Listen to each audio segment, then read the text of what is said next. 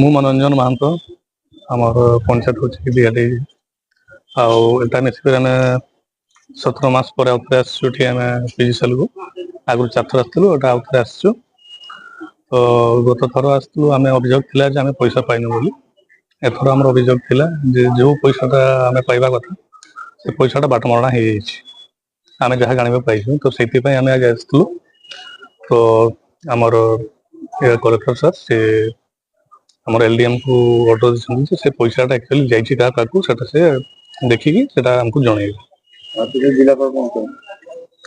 ଜିଲ୍ଲାପାଳ ସେଇଟା ସେ ଅର୍ଡର ଦେଲେ ଆମର एलडीएम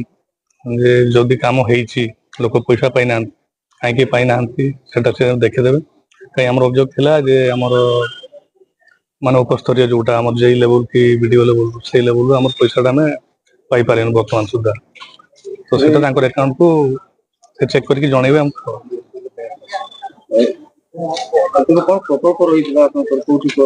ପ୍ରକଳ୍ପଟା ଥିଲା ଆମର ଲକ୍ଷ୍ମୀ ପୂଜା ଆମର କମ୍ୟୁନିଟି ହଲଟା ସେଟା ଜାଗାଟା ଥିଲା ଆମର ମହୁଲୁଆ ଗିଦିଘାଟି ଗ୍ରାମ ପଞ୍ଚାୟତର ସାର୍ 17 ମାସ ତଳୁ ମାନେ ବର୍ଷେରୁ ପାରି ଗଲାଣି ଏଟା ଆମର 2023-24 ପ୍ରକଳ୍ପ ଥିଲା ସେତେବେଳେ ହେଇଥିଲା ଏଟା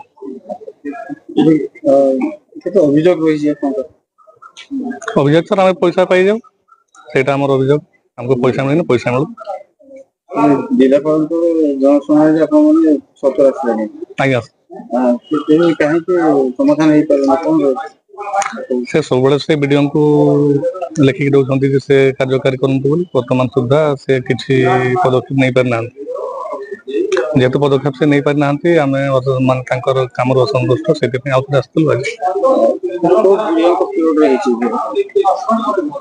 ଏଟା ସାର୍ ଏଟା ତ ହେଇଥିଲା ଆମର ଯେତେବେଳେ ଆମର ମ୍ୟାଡାମ ଥିଲେ ଚାନ୍ଦଗୋଟିଆ ମ୍ୟାଡାମ ଥିଲେ ସେ ଅମଳ ସେଗୁଡ଼ା ଆସିଥିଲା ତାପରେ ଫେର ଆମର ସେଇ କୁମୁଦ ଚନ୍ଦ୍ର ମଲ୍ଲିକ ଯିଏ ପ୍ରେସିଡେଣ୍ଟ ବିଡିଓ ଅଛନ୍ତି ତାଙ୍କ ଅମଳ କାମଟା ସରିଥିଲା ଆଜି ଜିଲ୍ଲାପାଳଙ୍କ ପାଖକୁ ଆସିଥିଲେ ଆପଣ ପଇସା ପାଇବେ ବୋଲି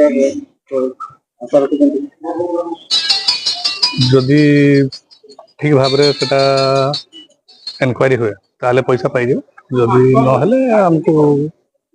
ଲାଗୁନି ଯେ ପଇସା କିଛି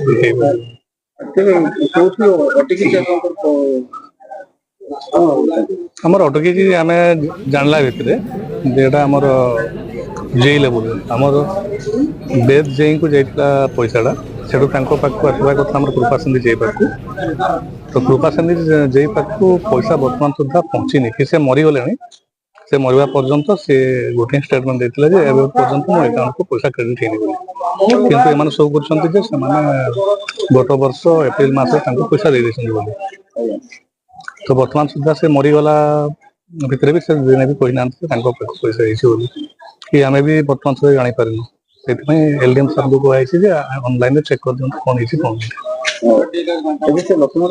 କେତେ ବଜେଟ ରହିଥିଲା 5 ଲକ୍ଷ ଟଙ୍କା ରହିଥିଲା ଆଉ 4,36,000 ଖଣ୍ଡେ